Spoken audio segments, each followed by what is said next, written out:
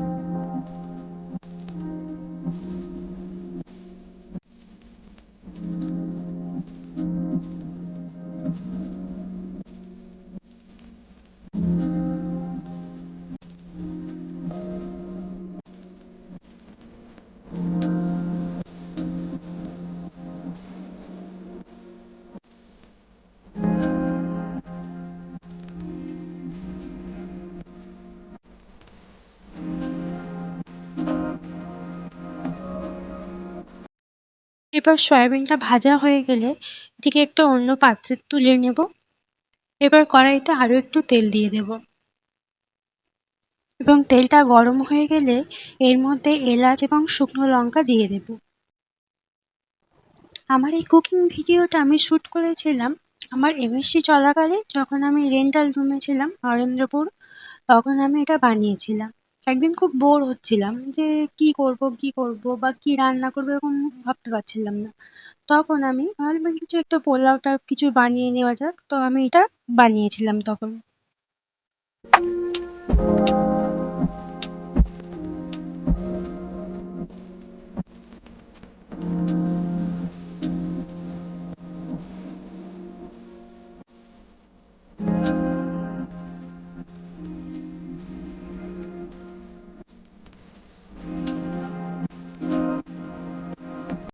এলাচ ও শুকনো লঙ্কাটা দেওয়ার পরে আমি পেঁয়াজগুলো দিয়ে দেব, দিয়ে একটু নাড়াচাড়া করে নেব।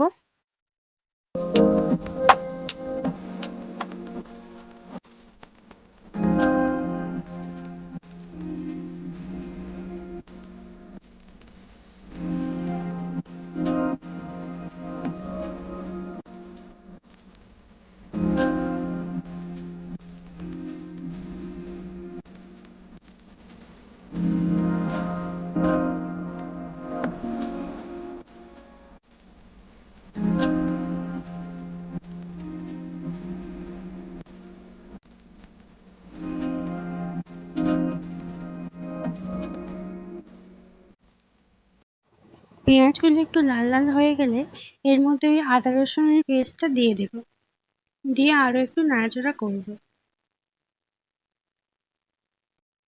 আমার এই চ্যানেলের নামটা আগে ছিল আসল ডিজাইন উইথ বিথিকা।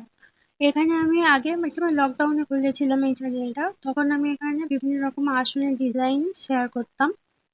তারপরে আমার এমএসসি তে যখন চান্স পেয়ে গেলাম নরেন্দ্রপুর, তারপরে আমার এটাকে কন্টিনিউ করা হয়নি, আর কোনো ভিডিও আপলোডও করা হয়নি। তারপরে এখন আমার এমএসসি কমপ্লিট, তো এখন ভাবলাম যে চ্যানেলটাকে কন্টিনিউ করা যাক। তো আমি সেই জন্য এখন এই বিভিন্ন রকমের ব্লগ টাইপ ভিডিও আমি এটাতে দেবো। তো এরপরে আমি দিয়ে দিলাম আলুগুলো দিয়ে দিলাম, দিয়ে আলুর মধ্যে দিয়ে দিলাম আলুগুলোর সাথে এবার আমি হলুদ গুঁড়ো, লঙ্কা গুঁড়ো, বিভিন্ন সব মশলা গুঁড়ো, নুন, এগুলো দিয়ে আমি আর একটু নাড়াচাড়া করবো।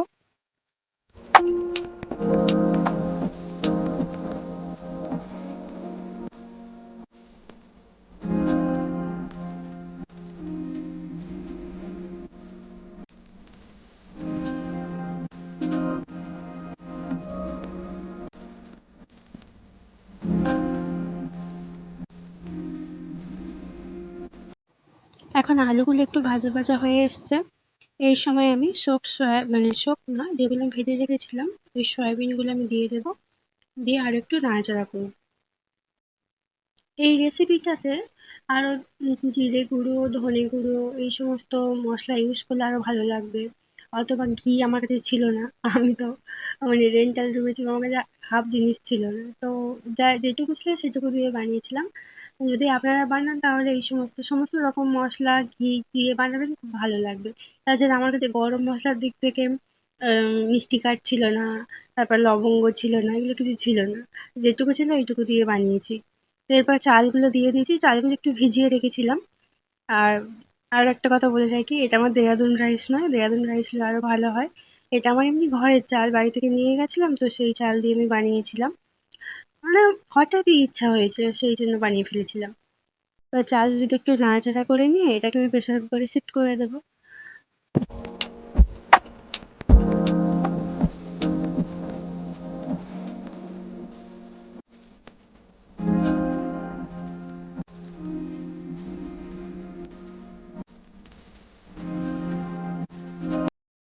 এবার প্রেসার কুকারে শিফট করার পর এবার আপনারা যে যতটা চাল নিয়েছেন তার দ্বিগুণ মানে জল দিতে হবে। আমি এই বাটিতে ১ বাটি চাল নিয়েছিলাম, মানে ১ বাটি না, ১ বাটির একটু কম নিয়েছিলাম। এবার সেই বাটিতে আমি যেহেতু আমার এটা মানে এমনি বাড়িতে রান্নার চাল, দেরাদুন রাইস তো না, দেরাদুন রাইস হলে ওই রকমই দ্বিগুণ লাগবে। এবার আমি চালটা নিয়েছিলাম মানে পুরোপুরি ১ বাটি নিইনি, অনেকটা কম, মানে হাফ বাটির থেকে একটু বেশি। তো আমি সেই রকম দিয়েছি। এবার এরপর একটু চিনি দিয়ে দিলাম একটু স্বাদটা বাড়ানোর জন্য। দেওয়ার পর এবার লিডটা লাগিয়ে দেবো, দিয়ে এবার ২ থেকে ৩টে সিটি দিয়ে দেবো। দিলেই আমার রান্না তৈরি।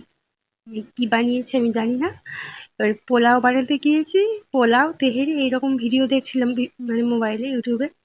তো দেখতে দেখতে মানে বানিয়ে ফেলেছি। তো কি বানিয়েছি আমি জানি না, আমার কাছে কিছুই ছিল না, আমার কাছে ডিম ছিল না, একটু চিকেন আনার মানে ইচ্ছাই ঠিক করছিল না, যা ছিল ঘরে ওই মানে রুমেই ছিল, মানে বাড়ি থেকে কিনে আনতাম, তো সেই দিয়েই আমি বানিয়েছি।